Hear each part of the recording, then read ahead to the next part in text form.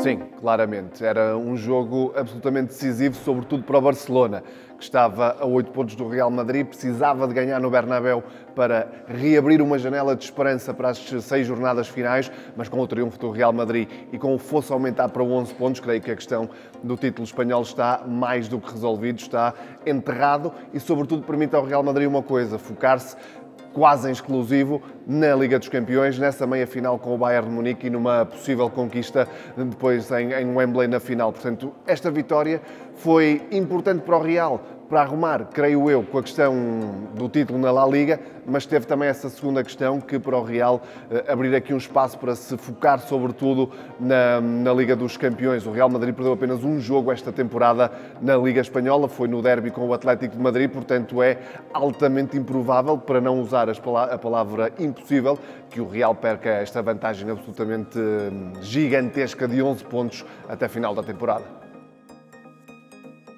Pois, Carlo Ancelotti, 64 anos, já viveu muito, já viu muito, já orientou muitos jogadores e está a provar mais uma vez que é, de certa forma, um treinador que nunca sai de moda.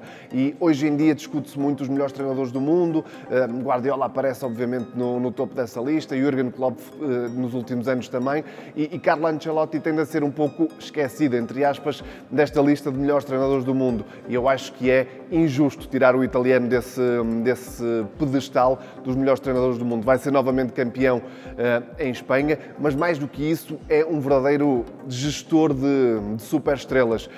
E Jude Bellingham, que ontem decidiu o título, e já vamos falar de Jude Bellingham a seguir, decidiu o título, decidiu o jogo, disse uma coisa absolutamente brutal depois da eliminatória na Liga dos Campeões com o Manchester City. Perguntaram-lhe sobre Ancelotti e ele disse: pouco antes do jogo viu-o a bocejar no balneário e perguntei-lhe se estava com sono. E Ancelotti respondeu a Bellingham: estou um pouco, portanto vai lá para fora e diverte-me. Portanto, Ancelotti tem esta leveza e esta simplicidade de lidar com jogadores como Jude Bellingham, como o Luka Modric, como Toni Kroos e por aí fora, que depois acabam por resultar. E o Real Madrid não é uma obra de arte em termos técnicos, em termos táticos, mas é uma obra de arte em termos de versatilidade. Quem olha para este Real Madrid percebe que é uma equipa que é capaz de se moldar a diferentes tipos de jogos. Vimos um Real muito mais defensivo frente ao Manchester City e agora frente ao Barcelona, quando foi preciso atacar, quando foi preciso cavalgar, o Real fez isso e isso é mérito de Carlo Ancelotti.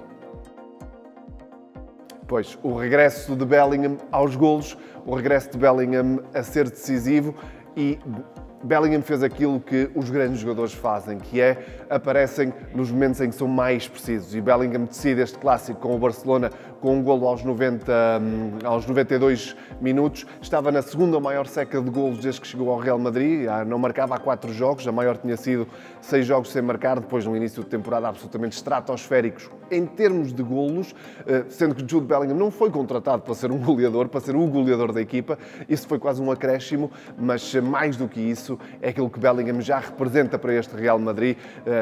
Eu já disse várias vezes, a camisola 5 que foi de Zidane no Real está muito bem entregue a Jude Bellingham. É um herdeiro mais do que justo dessa camisola e dessa posição. E ontem, depois de 4 jogos sem marcar, quando se começava a dizer que Bellingham atravessava uma fase menos fulgurante, eis que aparece a resolver o maior jogo da Liga Espanhola e um dos maiores jogos do planeta futebol.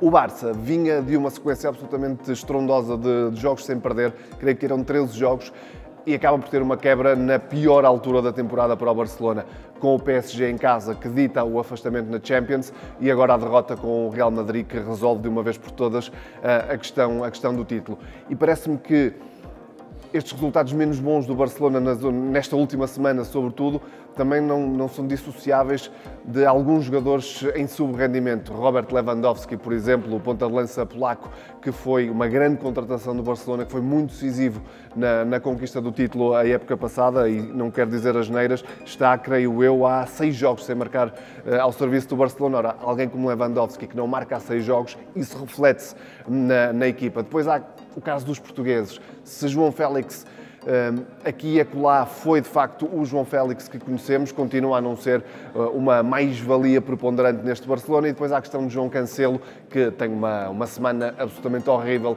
para esquecer. Teve uma péssima exibição frente ao PSG e ontem no Clássico foi desastroso, tem influência direta no primeiro golo, que dá a grande penalidade, no golo de Lucas Vázquez está totalmente perdido na marcação ao jogador.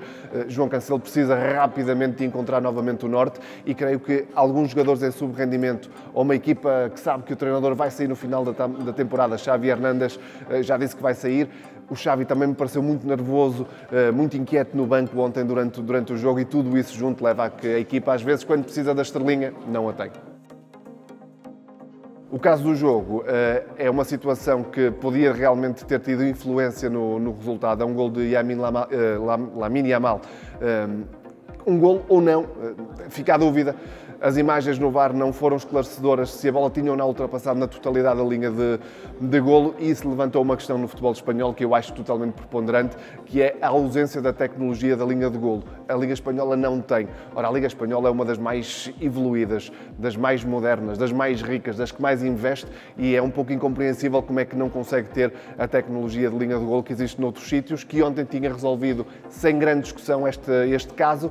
Não existindo, levou a que a dúvida se instalasse, a que esse fosse o tema do jogo, e realmente é um pouco incompreensível como é que uma liga tão evoluída a todos os sentidos não tem esta tecnologia que resolve muitos dos problemas, e ontem teria resolvido uma discussão que se vai estender seguramente durante semanas em Espanha.